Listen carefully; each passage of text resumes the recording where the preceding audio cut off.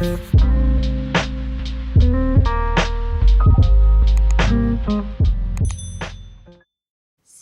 wheel covers. Oh, am I guilty of this? I used to purchase steering wheel covers all the time back in the day because I was the girl that had the old cars. I had a 1995 Maxima, a 1999 Ford Contour. I don't even think they make those anymore. But I had that. I had a 2001 Nissan Altima. Needless to say, I've been through a lot of cars. And every car that I've had back then, I purchased a steering wheel cover for. And the reason why I did that was because the steering wheels would look ugly, so I wanted them to look a little bit newer. Every car that I had like the leather steering wheel. Back in the day, I wanted cloth because I wanted it to be nice and warm in the wintertime. But with wanting something that you don't need, there's always something that goes wrong.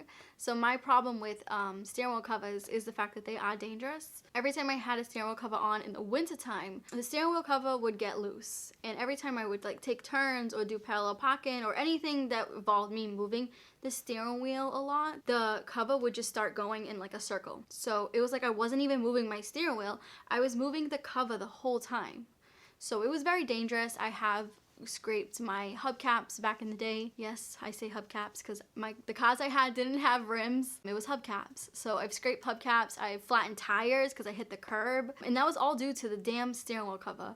And you would think I would have learned my lesson, but I didn't learn my lesson until I was like 25, 26. But hey, better late than never, right? So needless to say, you do not need to purchase a steering wheel cover if you're worried about people making fun of you because your steering wheel's all hacked up and it looks like a dog chewed on it. Who cares? You know, with me being in my 30s, I honestly could care less what others think now. And you have to do what's best for you. Who cares if your steering wheel looks a little hacked up? As long as that car gets you from A to B, that's all that should matter. Also, if you purchase steering wheel covers because you don't like how hot it is to drive, like in the summertime, and trust me, I have dealt with cars that have had no AC, so you can just imagine how hot my steering wheel was. And what solved that problem was getting a little, what's it called, like a visor thing for the windows, for the windshield. That's what solved my issues with the steering wheel cover being so hot. And then I can just like roll it up and put it under my seat. So again, steering wheel cover is one less thing that you technically do not need in your car. Cheap car mats. Another thing that I have been through. I swear, like everything that I'm going to mention for these cars, I have been through. And it's insane how much money I wasted on car mats. I used to get them from the Dollar Tree. I used to think I was getting such a good deal. But in the long run, even though they were $1, I was still paying a lot more money than what I was gonna pay with more expensive mats. Because those Dollar Tree car mats, they lasted less than 6 months. So I would take them out, repurchase them, and I would do that every 6 or sometimes every 3 months, depending on like the weather. Like I said, I live in Boston, so the weather's unpredictable here. Right now it's sunny. It's like maybe like 48 degrees right now, so it's not that bad. But then tomorrow's gonna be like -1 out of nowhere. So with the weather changing like that and you get in and out of your cars, the mats, your car floor kind of takes a beating, and the car mats that I was purchasing smelled like wet dog within like 3 to 4 months because they were just junk. So once I purchased my Honda Cross Tour back in 2018 or 2019, that's when I started to purchase heavy duty car mats, not the cloth ones, not the Dollar Tree ones, really heavy duty car mats from like WeatherTech, and the ones that you can just spray off and then put them back in. I have not had a problem since. The number one accessory that you do not need to keep buying for your car is cheap car mats. It's okay to put the money into having nice, durable car mats, because at the end of the day, even though I've spent, I think it was like $100 and something on my car mats, I did the whole package for the Acura. I got the driver floor, the passenger floor, the back seat, and the trunk one. So I spent like $125, and that was like a year ago, and they still look brand new. Like I said, I bring them upstairs, rinse them off in the tub, and that's it. So technically I'm saving money because those mats are gonna last me probably as long as I have this car, which is gonna be a long time because I just purchased that car like last year. So the next time you're in Dollar Tree or Walmart or Target, say no to those cheap cloth car mats. I'm trying to save you guys some money, and I'm trying to save you some stress, okay? You do not need those cheap car mats in your car. I wish I would have had at least one person tell me not to purchase car mats that are cheap. because you'll be spending more money in the long run. Fancy car radios or systems. I personally never had a system or a fancy radio, and I'm glad that I didn't have the money to do that because it's a huge waste. But I know someone that has had that, my boyfriend. And till this day, he was like, wait, why did I spend so much money on a system when I was like 20, 21? And I know it's the thing to do when you're younger. You want to blast your music, cruise around town.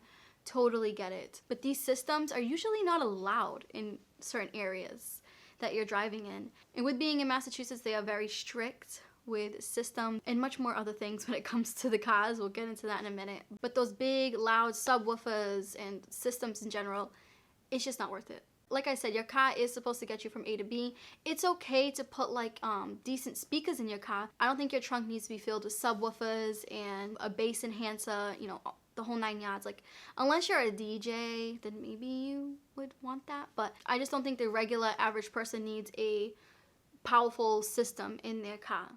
Tinted windows. Like I said, you guys, Massachusetts is really, really strict when it comes to what you do with your car. You cannot have a certain light. Like, if you have like LEDs, HIDs, you will get pulled over and get a ticket. It's happened to me twice. I ended up putting in LEDs with my Volkswagen Passat when I first purchased that car in 2015. And I was like, oh, I want nicer headlights. I'm gonna put the brightest ones. Yeah, I got pulled over. So not only can you not do like the headlight things, but they are very, very strict more on tinted windows. So I personally don't think that tinted windows is worth going through the amount of trouble that I went through if you live in an area like, you know, a strict area like I do. But to sum it up, tinted windows are a huge waste of money. If in your area they allow tinted windows, I just don't think it's worth paying the money for them, honestly. I understand that it could definitely help your leather last longer without like the sun beating on it. It is a lot more privacy, but I don't necessarily think it's like a need. I know some people get tinted windows because the sun is in their eyes. My biggest advice is just buy a decent pair of sunglasses, honestly. And I know sometimes people's car lights are really blinding to the eye. I get that. But I don't know, I guess it depends on how much you drive and what your levels of privacy is. But at the end of the day, tinted windows are expensive and they don't last forever. You do have to fix them in like 5 to 6 years. It's just a whole nother thing that you have to keep up with. And again, I just don't think it's worth the money. And the last thing on the list is brand new cars or luxury cars. I didn't buy a brand new car. I've never had a brand new car. I've always known that brand new cars are not worth it, and we'll get into that in a minute. But like I said, I did get a somewhat luxury car back in the day, it was a Cadillac STS. It was a 2007.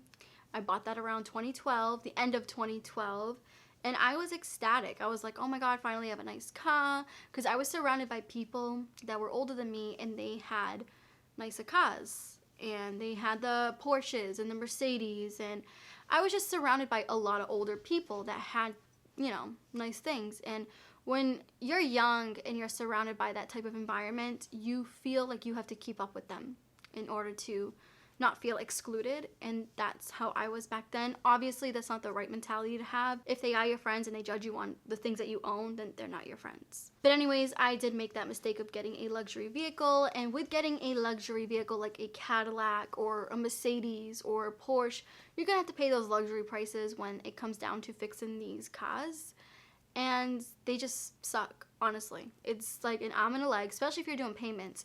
So I was doing payments on that car, and I had to try to fix the transmission that was having problems. And the heat, there was no heat in that car. That was a whole other story. It was just a lot of things going wrong with that so-called luxury vehicle that was gonna like change my life back then. So I was very happy that I brought that back. And I just ended up getting a regular old used Nissan Altima. That car didn't last as long because the guy on Craigslist kind of like screwed me over. But that's, again, another story for another day. I've had bad luck with cars. If you take a luxury car off a lot, or if you take a brand new car off a lot, or any car at the dealership, the depreciation for all of those cars is 20 to 30% the first year you have them, which is insane. Cars are not investments. They are the #1 material item that depreciates the most.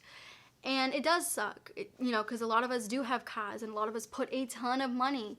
I think for me, with every car I've had, with all the amount of work, the payments, like everything that I've dealt with a car, I think I've spent a little over $40,000 to $50,000. If you want to add up to like my first car all the way up to the one I have right now. So like I said, it doesn't matter if you purchase a brand new Mercedes and the person beside you purchases a used Mercedes. Even though they're both luxury vehicles and they're both priced differently, they're both going to depreciate at the same time.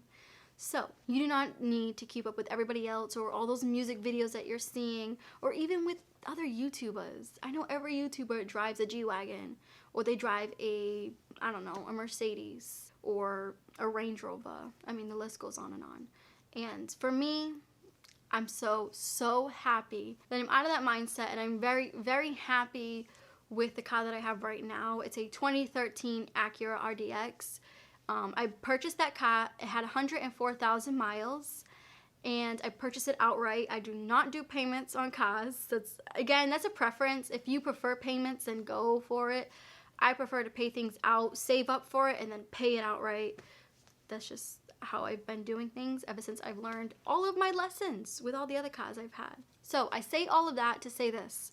You do not need a brand new car. It is unnecessary.